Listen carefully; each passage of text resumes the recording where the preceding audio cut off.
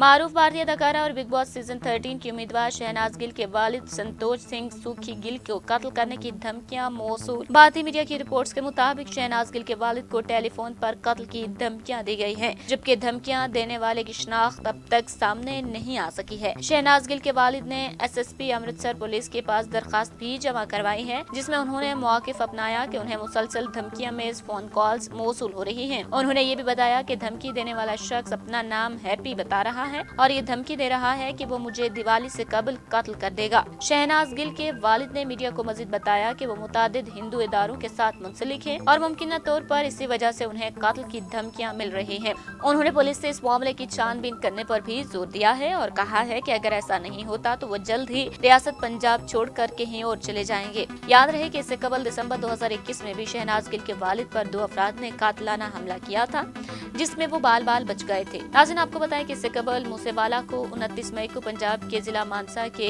एक गांव में गोली मारकर हलाक कर दिया गया था। मरकजी वजारत दाखिला ने इस वाक़े का संजीदगी से नोटिस लिया था और पंजाब पुलिस को इस मामले को जंगी सतह पर हल करने की भी हिदायत की थी। इब्तदाई तहकीकात से पता चला था कि मूसेवाला को दिल्ली के गैंगस्टर लॉन्स बिश्नोई ने अपने साथी के कत्ल का बदला लेने के लिए कत्ल किया, जिसके बाद सलमान खान को भी कत्ल करने की धमकियां दी जा रही थी और कहा जा रहा था कि तुम्हारी हालत भी सिद्धू मूसेवाला जैसी ही होगी। सिद्धू मूसेवाला के कत्ल के बाद सलमान को धमकियां में खत मौसूल होने के बाद पूरे बॉलीवुड में एक हलचल सी मच गई थी। मदाहों से लेकर मशहूर शख्सियत तक सभी सलमान खान को लेकर बहुत परेशान थे। पुलिस भी इस मामले पर अलर्ट हो गई थी, जिसके बाद अब बिग बॉस सीजन 13 की उम्मीदवार शहनाज गिल के वालिद संतोष सिंह सूखी गिल को कत्ल की धमकियां मौसूल हो रही हैं।